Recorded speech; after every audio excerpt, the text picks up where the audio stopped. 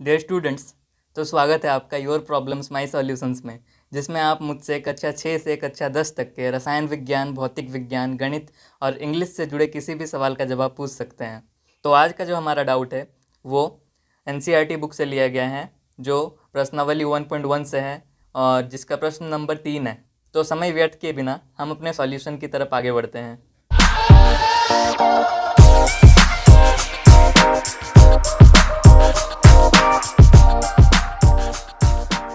प्रश्न है कि किसी परेड में 616 सदस्यों वाली सेना यानी आर्मी की टुकड़ी को 32 सदस्यों वाले आर्मी बैंड के पीछे मार्च करना है। दोनों समूहों को समान संख्या वाले स्तंभों में मार्च करना है। उन स्तंभों की अधिकतम संख्या क्या है जिसमें वे मार्च कर सकते हैं। इसका मतलब ये है कि 616 सदस्यों वाले आर्मी को 32 सदस्यों वाले बैंड के पीछे समान स्तंभ में खड़े होके मार्च करना पड़ेगा।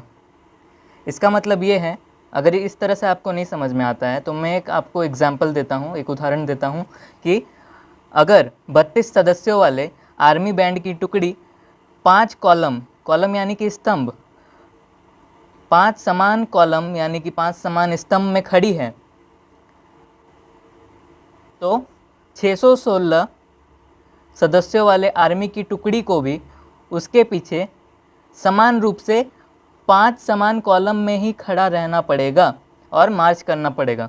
तो स्तंभों की अधिकतम संख्या ज्ञात करने के लिए हमें 616 और 32 का HCF ज्ञात करना पड़ेगा। मैंने पिछले वीडियो में HCF ज्ञात करना आपको सिखाया है। अगर आपने वो वीडियो नहीं देखा है तो मैं उसका डिस्क्रिप्शन पे लिंक दे दूँगा, वो वीडियो आप देख लीजिए, फिर इस प्रश्न को आप अच्छे से समझ पाएंगे। तो अब हमारे प्रश्न की ओर हम आगे बढ़ते हैं। 616 और 32 का HCF ज्ञात करने से पहले हमें देखना पड़ेगा इन दोनों में से बड़ी संख्या कौन है और छोटी संख्या कौन है।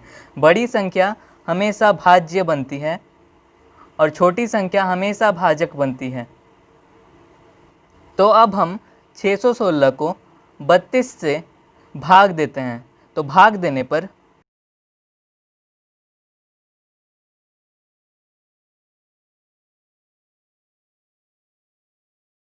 हमारा शेषफल 8 आता है,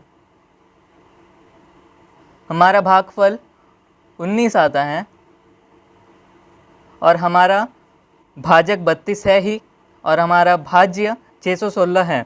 तो हम इसे यूक्लिड के फॉर्मूला के रूप में लिखते हैं, जिसमें 616 बराबर 32 गुना 19 प्लस 8 होगा। तो अब इसी प्रकार से आगे बढ़ते हैं। अब हमारा भाज्य 32 बन जाएगा और हमारा भाजक 8 बन जाएगा। तो 32 को 8 से भाग देने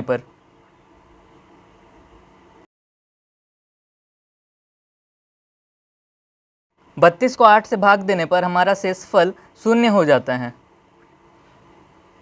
और हमारा भागफल 4 हो जाता है।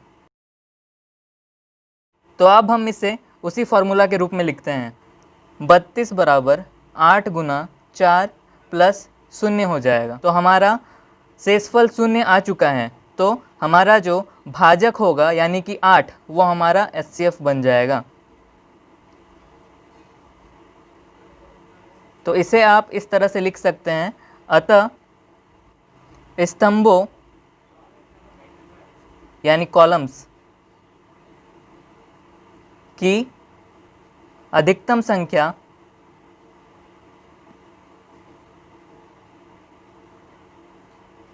बराबर 8। ये हमारा आंसर हो जाएगा। हमारे चैनल को सब्सक्राइब करें, जिससे आप पा सकते हैं क्लास 6 से क्लास 10 तक के भौतिक विज्ञान, रसायन विज्ञान, गणित और अंग्रेजी से जुड़े किसी भी सवाल का जवाब। आप हमें अपने सवाल हमारे दिए गए जीमेल एड्रेस पर भेज सकते हैं या आप अपने सवाल कमेंट सेक्शन पर हमें पूछ सकते हैं। आपका सवाल मिलने के कुछ समय पश्चात हम आपके सवाल का समाधान आपको वीडियो द्वारा भेज देंगे।